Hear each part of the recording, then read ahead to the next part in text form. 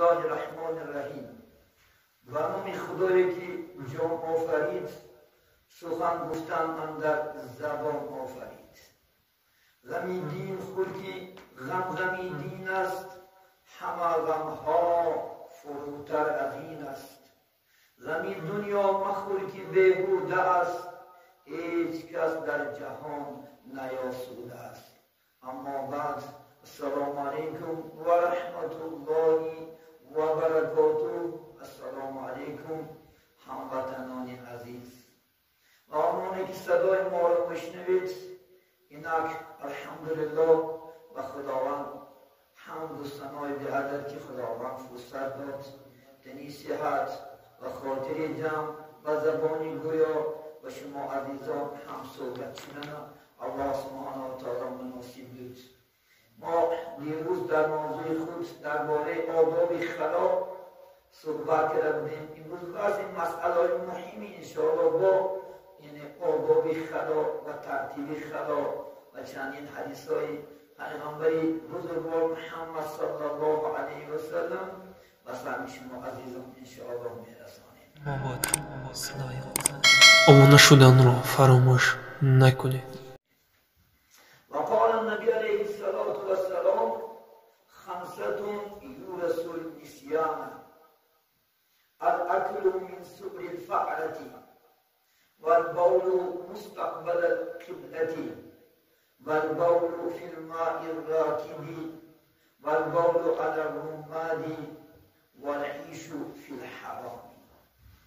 صدق رسول الله صلی الله علیه وسلم.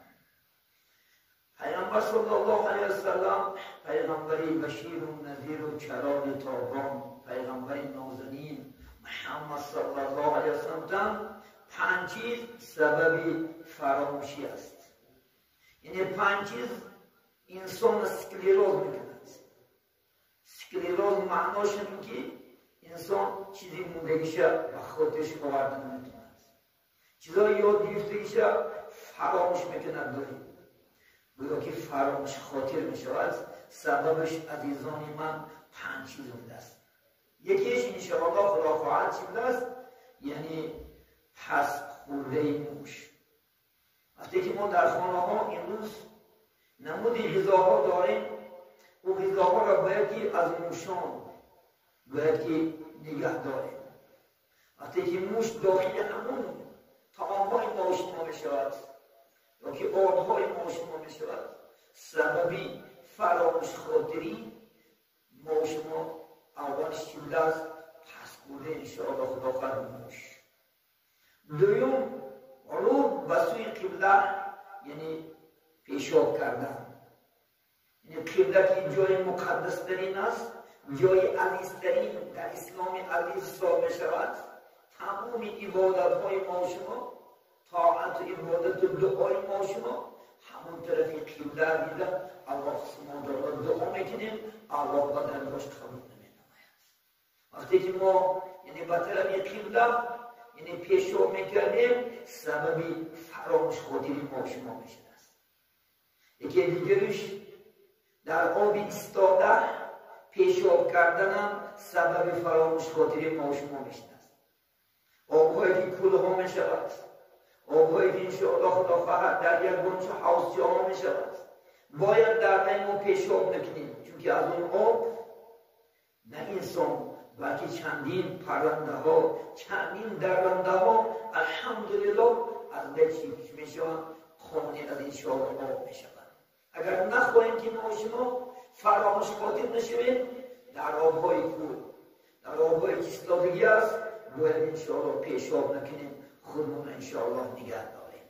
و یکی دیگر سبب پریشان خاطری ما شما در خاکستر، وقتی که زنهای ما شما، مادران و خواهران عزیزای ما شما نام میبندند و باقی مانده که علاوه خاکستر میشود، در خاکستر هم یعنی پیشاب کردن سببی که فراموش خاطری ما شما میشد عزیزان من.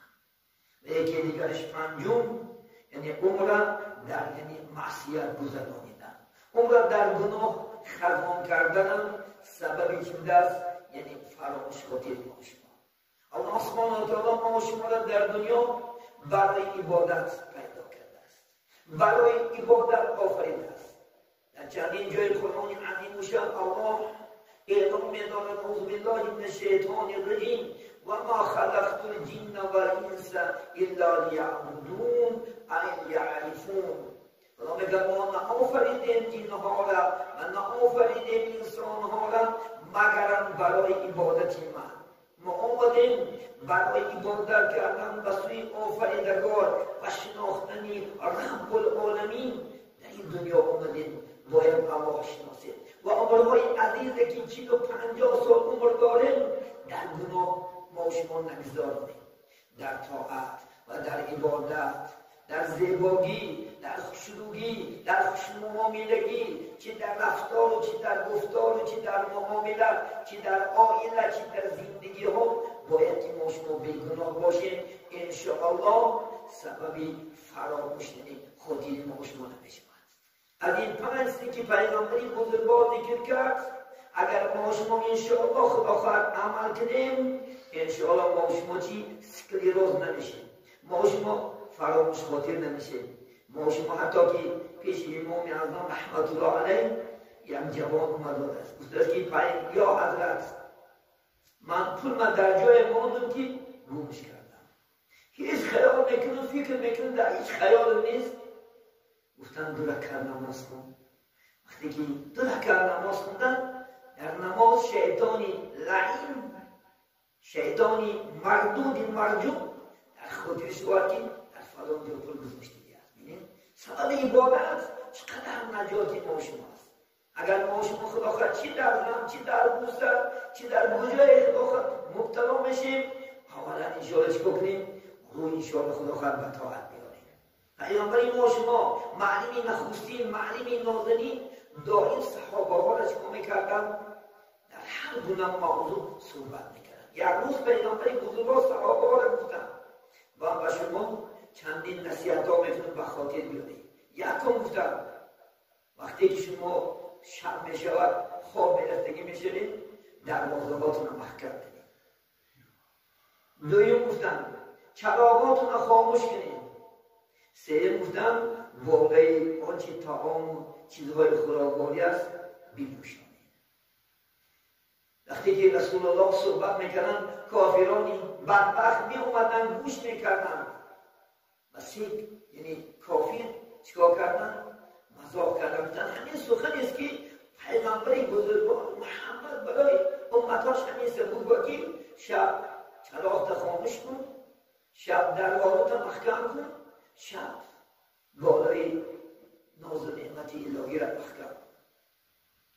وقتی که سیدش قصد میکنن میگن ما نمیکنیم، میرود یکیش دروازش محکم نمیکند، خواب میرود همون شب دوز میدوید به خانه وی، اون انسان به قتل میرساند و تمام مالاش گرفته میبرد. یکی دیگرش چراغش خاموش نمیکند، چراغ کلاسینی بود، شب یک موش میآید چراغ میزند، می‌آتد بالای خانه، بالای گلی و دیگر چیزا و عذاب میگیرد، میسوزد، به هلاکت میرسد.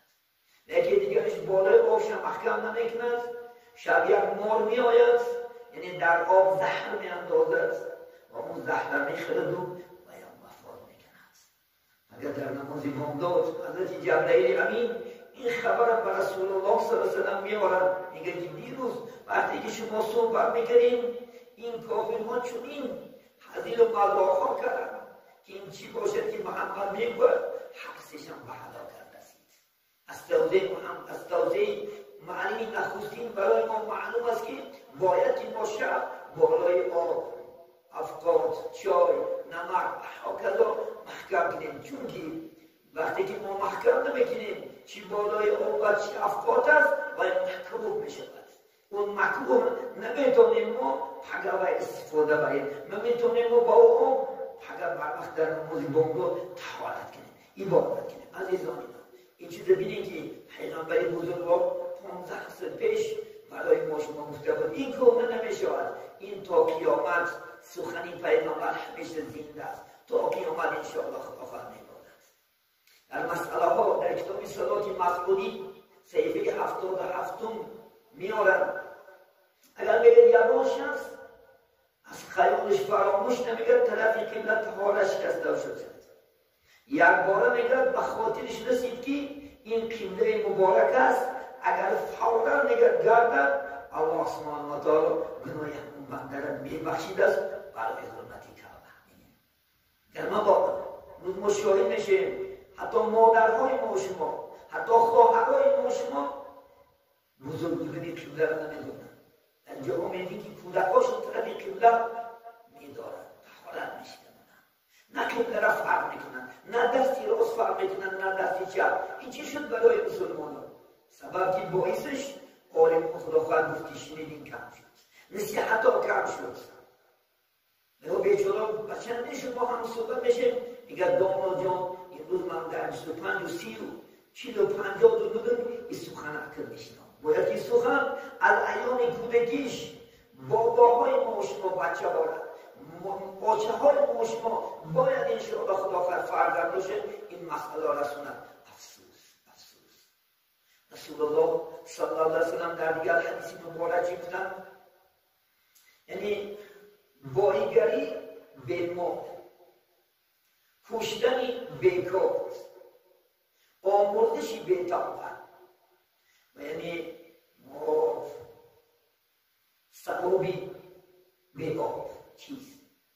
صحابه سوال کردن یا رسول الله صلی الله علیه وسلم این چی معنی دارد که یکون یعنی بایگری به مال چیست؟ گفتن بایگری به مال چی است؟ یک مسلمانی که گفتن هیچ چیز ندارد، نه پول دارد نه مال دارد، وقتی که کلمه سبحان الله و الحمد لله و لا اله الا الله و الله اکبر لا حول ولا قوة الا بالله العلی العظیم میگه، گفتن خدای تعالی از عرش تا زیر زمین تمام انشاءالله خدا خواهد ثواب بایگری ها را در نامه اعمالش بنویسد. این بایگری بی‌مال بود است محترم جماعت. ببینید یک کلمه تمجید خوندنش چقدر انشاءالله خدا خواهد چی دارد، یعنی چقدر ثواب و چقدر مکافات‌های عالی دارد. الحمدلله. کشتن بیکاس گفتن وقتی که گفتن یک انسان شیطان وسواس میکند و گناه، وقتی که شیطان میگه لعنت نکند و فقط میگه چی باید کلمه با تمجید لا حول ولا قوة الا بالله العلی العظیم باید، گویا که شیطان بیکار قتل کردن کلمه را برده است. بزرگان اسلام میگن کسی که این کلمه تمجید همین کلمه مبارک لا حول ولا قوة الا بالله العلی العظیم میگه گوید، گویا که 72 دیر بچه را به قتل رساندگی ثواب شده گرفته است در نام اعمالش. بزرگان اسلام عزیزان من بیان کردیم. ببینید یک کلمه ها، چی کلمه لا اله الا الله گفتن، چی کلمه توحید، چی کلمه شهادت، چی کلمه استغفار، چی کلمه رد کفر، این همش الحمدلله چی دارد انشاءالله خدا خواهد درجه دارد. آموزشی بی‌طاقت. گفتن یا پیغمبر آموزشی بی‌طاقت چیست؟ گفتن یکی مؤمنه طرف قبله ناخواست از فراموشی طهارت میشکند و یک بار به خاطرش میرسد و از این قبله میگردد بر دیگر طرف. گفتن این چی است؟ آموزشی بی‌طاقت است. الله سبحانه و تعالی همون زمان گناهش چکار میکنه است؟ الحمدلله الله سبحانه و تعالی مغفرت میکنه است. ببینید پاکی به آب چی؟ پاکی به آب چی است؟ وقتی که یک مومن بالای طهارت نشسته است، این کلمه مبارکه بسم الله الرحمن الرحیم میگفته است، الحمدلله یعنی 7 اعضاش الله سبحانه و تعالی پاک میکنه است. این چی بوده است؟ آموزش انشاءالله خدا خواهد پاکی به آب. کی یک کلمه چی؟ یعنی بسم الله الرحمن الرحیم چندین انشاءالله چی دارد؟ مکافات ها دارد عزیزان من. یکی دیگه انشاءالله خدا خواهد یعنی گناه ها باید که ما شما در سر راه طهارت نشکنیم. حتی بزرگان اسلام میگن مبادا که دیده که در سر راه یکان نجاستی است پوشیدنش واجب است، به اخرش است. حتی بزرگان میگن که در سر راه طهارت شکستن این علامت بینکاری است. این اون جواب گویا که بینکار یک حرامی و دنیا آمدگی است و در سری راه مردم طهارت میشکند. یا که در آبی که رهایی طهارت میشکند، وقتی که باران میبارد میگه بزرگان اسلام اون نجاست به آب آمیخته میشود، مبادا نمازخوری که میگه گذرد، همون نجاست لباسی که آلوده شود و بیاید به همون ندانسته اگر نماز خواندم الله نمازی اون انسان قبول میکرد، لیکن روز قیامت همون نماز نه همون جوانی که در سری رو طهارت شکستگی است جواب میداد است.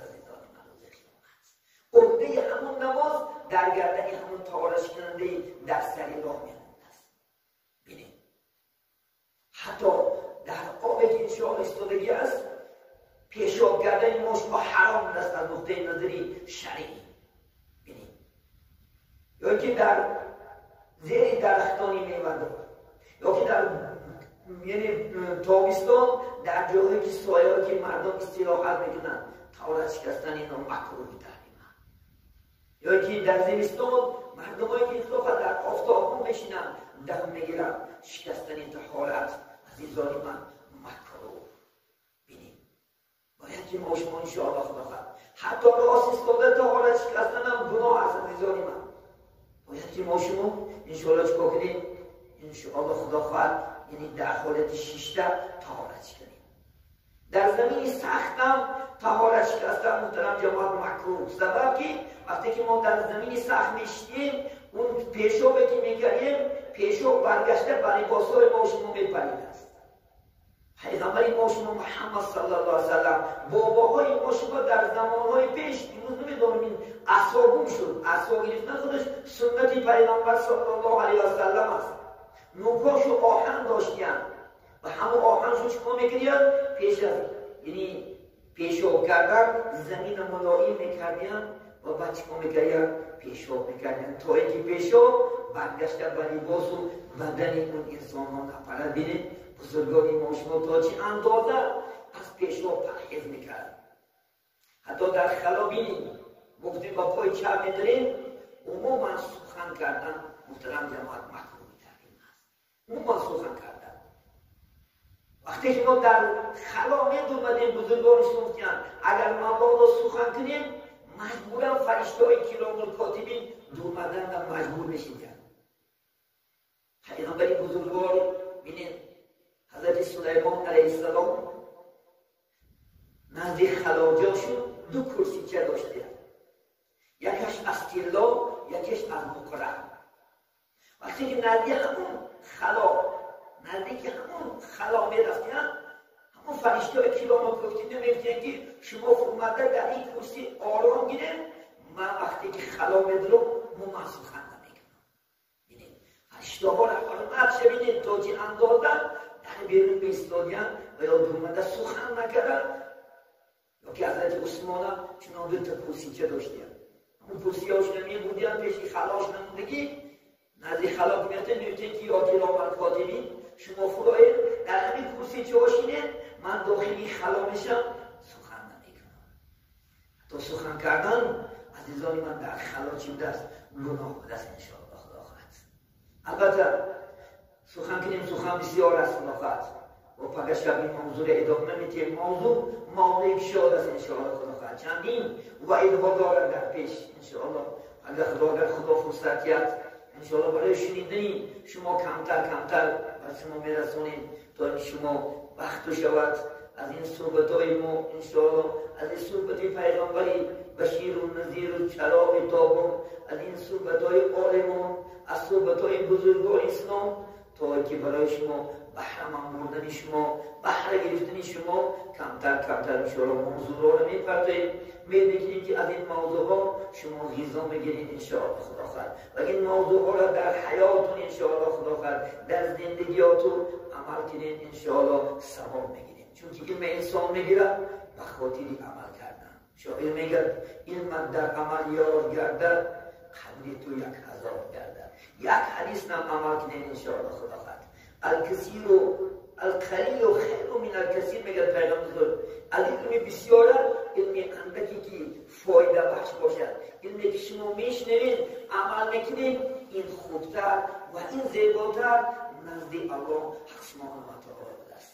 از اینجا صحبت رو پایان میرسونیم تا صحبت دیگر و همه شما خداحافظی میکنیم. السلام علیکم و رحمت الله و برکاته.